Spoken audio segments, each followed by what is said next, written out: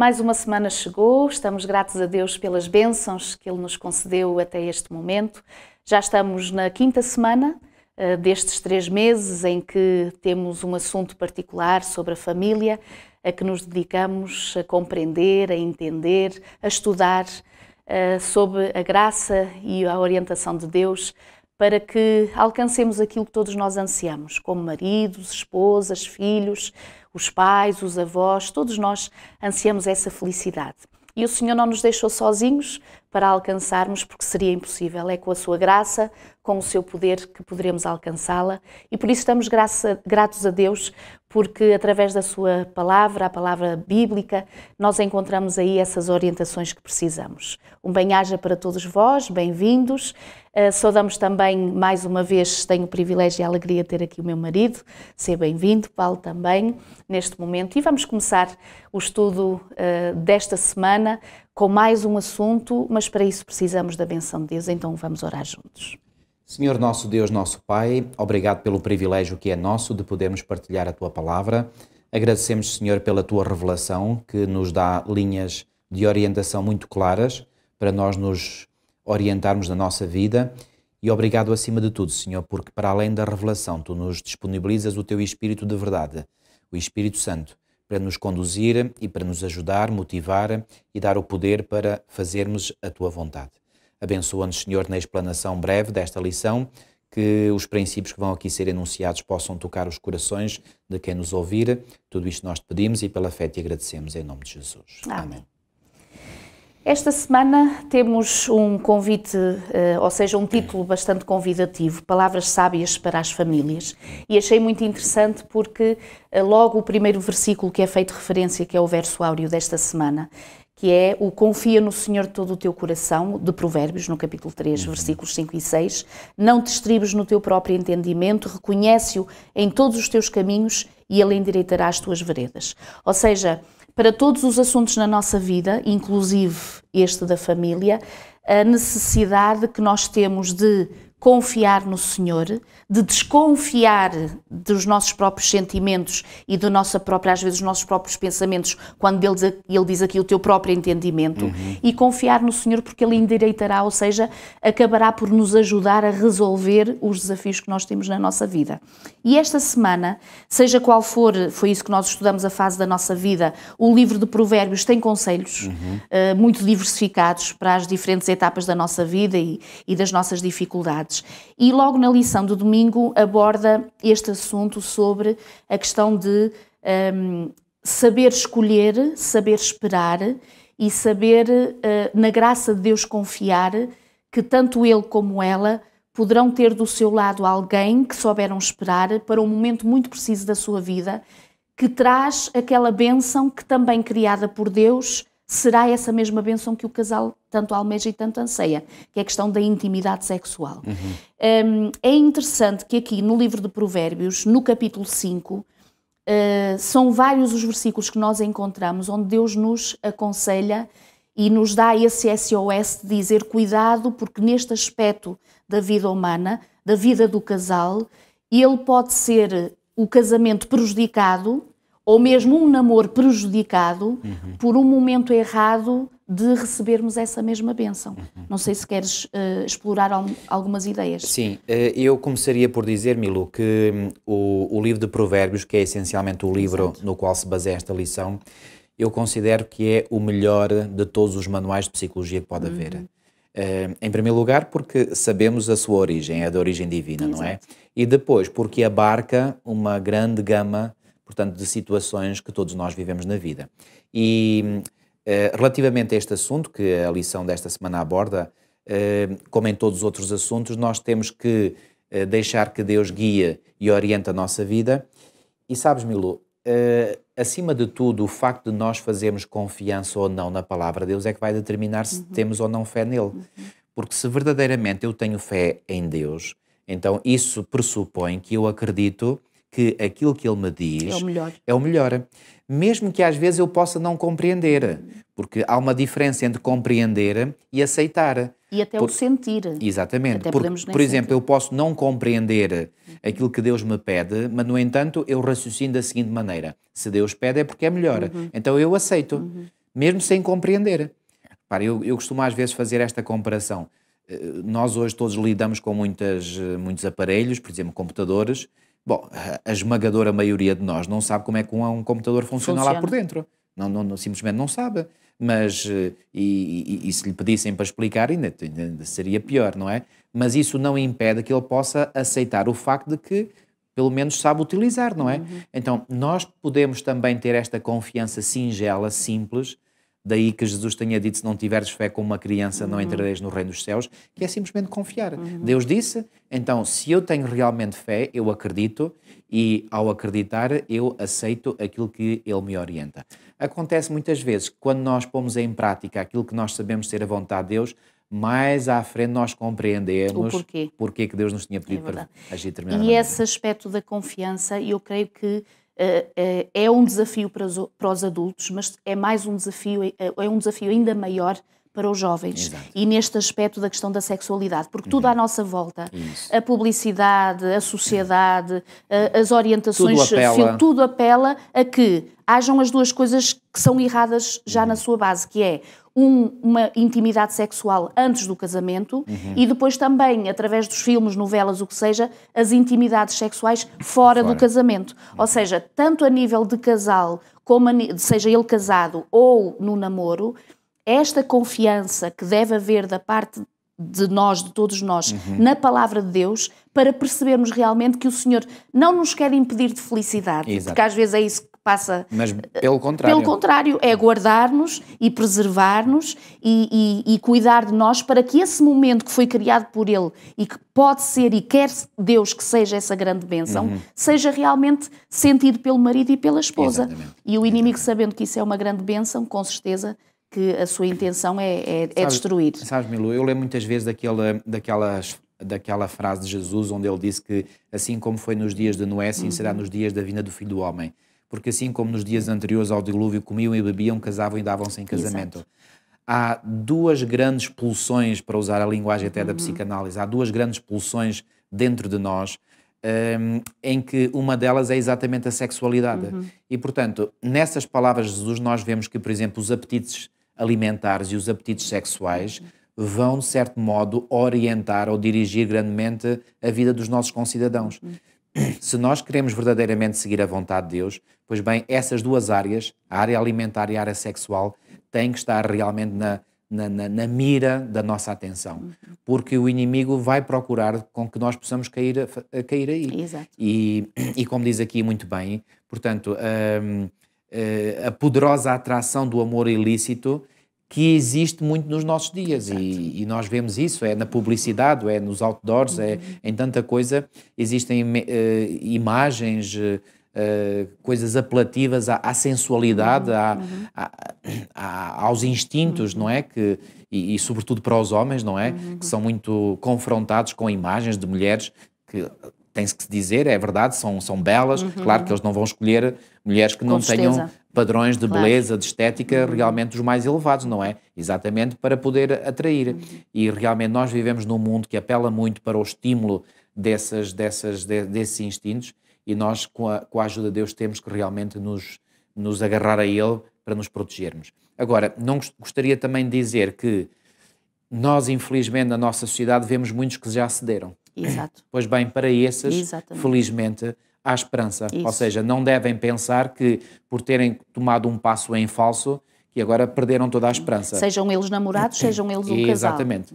E, portanto, que nós podemos, pela graça de Deus, reverter, não é fácil, mas podemos, pela graça de Deus e pelo seu poder, reverter as consequências, ou pelo menos uma parte das consequências desse ato errado. Portanto, que ninguém desespere se já foi vítima, portanto, de ter caído em tentação. Exatamente. Outra palavra sábia que nós poderemos encontrar esta semana e que vem referido na lição de segunda-feira é um apelo aos pais.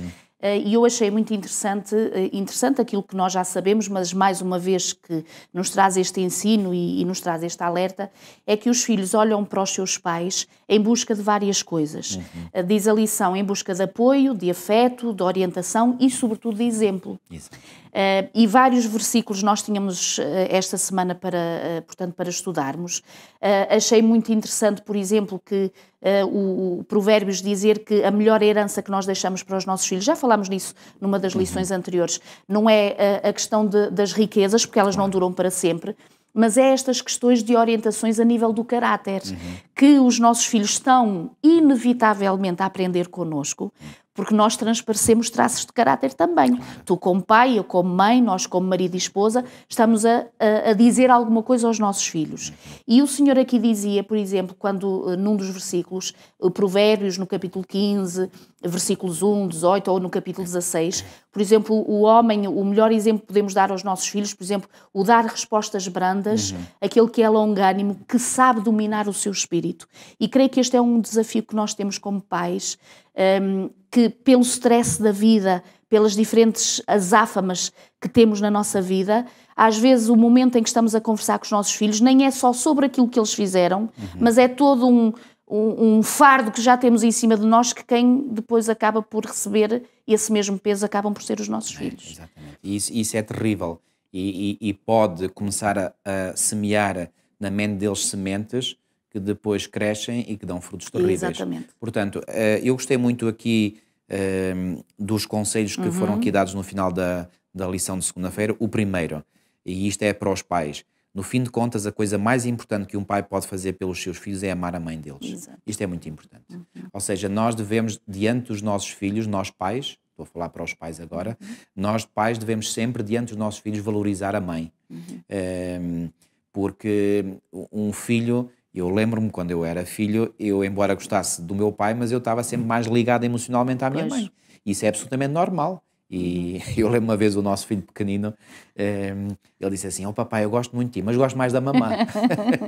Eu disse: ainda bem, filhinho, ainda bem que gostas mais da mamã. É porque há um laço que já vem desde o ventre, não é? Exatamente, que o pai não teve, claro. Isso é absolutamente compreensível. E depois, diz aqui, outra coisa diz aqui: as atrações do pecado, sejam sexo, preguiça, riqueza ou poder, abundam. Mas o marido e pai sábio procura a ajuda de Deus para fazer continuamente as escolhas certas. Exato. Portanto, nós pais, nós maridos, nós somos desafiados a todo o momento pelas tentações, pela atração do pecado. E já agora, deixem-me dizer uma coisa. Há um texto no livro de Hebreus, no capítulo 11, quando fala da experiência de Moisés no Egito, diz lá uma coisa que eu sempre isto chamou-me a atenção, que é o que diz no versículo 25, Hebreus 11, 25. Eu vou ler o 24 para percebermos o contexto. Pela fé, Moisés, quando já homem feito, recusou ser chamado filho da filha de Faraó, preferindo ser maltratado junto com o povo de Deus a usufruir o quê? Prazeres transitórios do pecado. Falando aqui do pecado, diz que dá prazeres. O pecado dá prazer, só que é um prazer que é um prazer transitório. Exatamente, não é definitivo, não dura. É efêmero. E é efêmero, muito efêmero mesmo. E, portanto, mas não deixa de ser notório que a Bíblia refere que o pecado dá prazer. Se o pecado não desse prazer, ninguém se sentiria seduzido a cair em pecado. Claro. Quer dizer, a pessoa até fugiria, não é? Mas o pecado é atraente, é sedutor. E por isso é que muitos, indo nessa sedução, se deixam levar e caem, não é? Aliás, aconteceu logo com a mãe da humanidade, com Eva, não é? Ela deixou-se seduzir pela ilusão de que, fazendo o contrário daquilo que Deus tinha dito, seria melhor para ela. Enganou-se redondamente e enganam-se todos aqueles que vão nesta sedução e depois acabam por descobrir na sua vida amargos de boca terríveis. As consequências terríveis. Exato. Portanto, nós, homens, temos uma responsabilidade muito grande. E essa é de nós nos ajoelharmos muitas vezes, chorarmos diante de Deus e dizer: Senhor, ajuda-me. E se alguma vez, e muito importante, isto para mim é algo que eu interiorizei na minha mente. O combate à tentação faz logo na mente. Pois. Se eu permito que ceder a um pensamento, isso pode-me levar a escorregar ou para palavras que não devo dizer, ou então para atos que não deveria cometer. Portanto, todo o controle deve começar na mente, porque aqui na mente é que se joga tudo. Daí aquele texto de Provérbios que diz: vigia acima de tudo o teu pensamento, Exato. Porque dele depende a tua vida. Exato. Portanto, isto é algo muito importante e deixo este apelo para os pais. Um outro assunto também importante e bastante interessante e pertinente nos dias de hoje, que fala a lição desta semana, que é corrigir os nossos filhos, disciplinar os nossos filhos, não deixar de o fazer e, com certeza, quando compreendida à luz da palavra de Deus, tem que ser numa base de amor. Não estamos aqui de forma alguma a dizer que é correto uma violência contra as crianças ou contra um cônjuge, o que seja, mas aqui, como estamos a corrigir os filhos, vamos falar só particularmente da correção dos pais em relação aos filhos.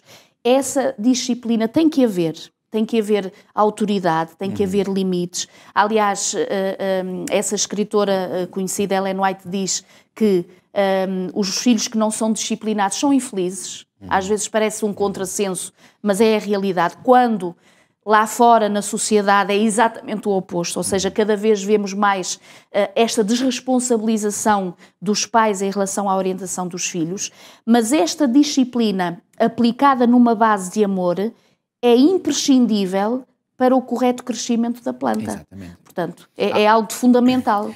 Já que estamos aqui em Hebreus no capítulo 12, aqui estamos no capítulo 11, vamos passar ao capítulo 12, diz aqui que, portanto, que a partir do versículo 5, diz assim: estáis esquecidos Exato. da exortação que, como a filhos discorre convosco, filho meu, não menospreze a correção que vem do Senhor, nem demais quando por ele és reprovado, porque o Senhor corrige a quem ama. E depois, mais à frente, no versículo 9, o apóstolo Paulo diz assim: além disso, tínhamos os nossos pais segundo a carne que nos corrigiam. Exato. E o respeitávamos. Não havemos de estar em muito maior submissão ao Pai espiritual e então viveremos. E depois, no versículo 11, ele diz: toda a disciplina que o efeito no momento não parece ser motivo de alegria, mas de tristeza. Ao depois, entretanto, produz fruto pacífico aos que têm sido por ela exercitados, frutos de justiça. Então, quer Deus nos forma, nos molda através da disciplina. Nós precisamos ser disciplinados. Eu repreendo e disciplino a quantos amo, diz o Senhor. Exato. Portanto, se nós amamos os nossos filhos, temos que os disciplinar. Agora, o problema é que muitas vezes se confunde firmeza com dureza. Exato. Portanto, a firmeza deve estar presente na disciplina. Exato. A firmeza, ou seja, não ceder. Sim. Mas a firmeza não significa dureza. Exatamente. Ou seja, não deve haver dureza, deve haver amor, deve haver carinho, mas um carinho...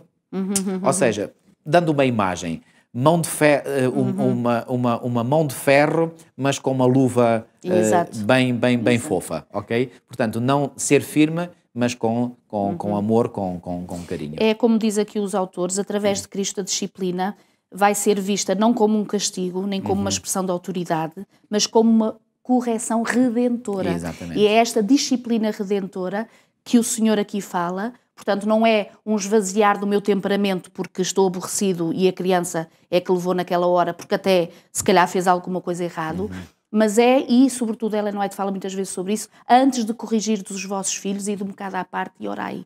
E muitas vezes a gente nem se lembra disso, porque estamos ali na força da nossa emoção e acabamos por ser prejudicial para eles e para nós também. Portanto, deve ser firmeza, isso. portanto, firme como o ferro, mas aveludado, portanto... É sob o Espírito de Deus. Okay. Quando estamos orientados pelo Espírito de Deus, sai da forma mais correta. Depois, na lição de quarta-feira, vinha aqui, portanto, é uma lição bastante interessante, sobretudo para as senhoras, e faz sorrir os maridos também, com certeza, que é portanto, esta parte do livro de Provérbios que traz algum humor, a forma como aí está escrito, que há vários versículos que dá a entender que, por vezes, as senhoras... esta facilidade que têm de falar e a facilidade que têm de exprimir as suas emoções, por vezes não é o QB. Exageramos nessa questão e acabamos por azucrinar os ouvidos dos maridos ou dos filhos, e acho muito interessante estas imagens que Provérbios usa para falar exatamente desta mulher que acaba por ser evitada, não é? Sabes, Milu, isto vem ao encontro daquilo que o apóstolo Pedro escreveu na sua primeira epístola, no capítulo 3, logo disso. E no versículo 1, onde diz assim: mulheres, sede vós igualmente submissas a vosso próprio marido, para que, se ele ainda não obedece à palavra, seja ganho, mas seja ganho como? Sem palavra alguma. As mulheres precisam de um milagre, porque normalmente achamos que a mudança vem exatamente pela palavra. Por falar muito. Por falar e por dizer, tu não ouviste, não disseste, falar. E tu conheces isso, não conheces marido. Pronto, porque tens a mulher lá em casa. Mas isto quer dizer, e é verdade, queridas senhoras e meninas, porque isto é um SOS para nós. Para já, porque vós tendes outra forma de ser e de estar, não é? mas nós, porque resolvemos as coisas a falar, pensamos que as coisas vós as resolveis igualmente ouvindo-as muitas vezes. Pois, é. E às vezes acabamos por atrapalhar e até por fazer o oposto daquilo que nós desejávamos. Hoje até há estudos da neurofisiologia que mostram que o homem utiliza mais o hemisfério esquerdo e a mulher o hemisfério direito. Isso, enfim, já é quase um clássico, digamos, da investigação. E então, o homem normalmente, claro que há exceções, não é? Quer de um género, quer no outro, não é? Há mulheres que são às vezes mais racionais do que certos homens. E há homens que são às vezes mais emocionais que certas mulheres. Portanto, isto acontece. Mas no geral, digamos, fazendo a média, o homem normalmente é mais frio, é mais racional, é mais objetivo, é mais pragmático, portanto, é mais matemático. E a mulher é mais sentimental, tem que ter todo aquele enredo, aquele floreado, etc, etc, etc. E o homem quer tudo menos floreados, quer dizer, quer ir direto ao ponto. Quer dizer, se tem um problema, ele não quer falar, ele quer é pensar, raciocinar, que é para resolver o problema por ele. E as mulheres, quando têm um problema, precisam de falar. Portanto, e isto muitas vezes provoca choque nos casais. Exato. É interessante que os autores puseram aqui que nós, como mulheres, ao lermos isso, se calhar dá-nos algumas ideias que havia de haver outros versículos também para os nossos maridos. Mas eles existem em relação àquilo que eles precisam. Mas aqui o provérbio só fala das mulheres. Aqui só fala das mulheres, é verdade. Este conselho é para nós e o recado é para nós. Finalmente, terminando a escola sabatina desta semana, a escola bíblica, aqui na lição de quinta-feira vai-nos falar daquela mulher que todas nós ansiamos ser, que é aquela que vem em Provérbios 31. Portanto, esta mulher virtuosa, para já eu achei muito interessante, porque quando tu vais ao dicionário, virtude quer dizer que é a disposição é uma disposição constante do espírito de exercer o bem e fugir do mal. Isto é extraordinário. E quem nos dá esta sensibilidade só pode ser o Espírito do Senhor. Sem dúvida. Não é? Talvez seja bom referir que esta mulher que o sábio Salomão aqui descreveu, certamente não seria uma mulher, digamos... portanto, ele idealizou, como diz aqui, portanto, ele idealisticamente ele fez um único retrato onde ele colocou todas as boas características. Claro, isto é um modelo, é um ideal para toda a mulher, não é? Mas certamente que, e apesar de ele ter tido 1000 mulheres, eu acredito que nenhuma das 1000 que ele teve correspondia com exatidão a 100% a este retrato que ele faz em Provérbios 31. Mas isso, por outro lado, também não significa que não se deve, com a ajuda do Senhor, procurar atingir o ideal. Claro, aqui estamos a falar de mulheres, mas obviamente para nós homens também há um ideal que unicamente pela graça e pelo poder de Deus deve ser atingido. E por falar nesse ideal, e mesmo terminando o nosso encontro de hoje, continuamos a falar-vos e a aconselhar-vos a adquirirem estes livros. O Lar Cristão, que, como sabem, já dissemos, vem acompanhado de um guia de estudo, que podem fazê-lo sozinhos, ou com o vosso cônjuge, ou com os vossos filhos, ou até amigos casais, porque não se juntarem num pequeno grupo, fazendo este mesmo estudo, para nos ajudar exatamente nos diferentes aspectos da nossa vida de família. E como oferta, se nos quiserem contactar, portanto, para estes contactos que estão a passar aqui em rodapé, no vosso ecrã, nós poderemos oferecer-vos exatamente este livro que fala sobre temas diversos sobre a família. Ficamos por aqui esta semana, foi uma bênção poder estar convosco e, na graça de Deus, nos encontraremos na próxima semana. Até lá.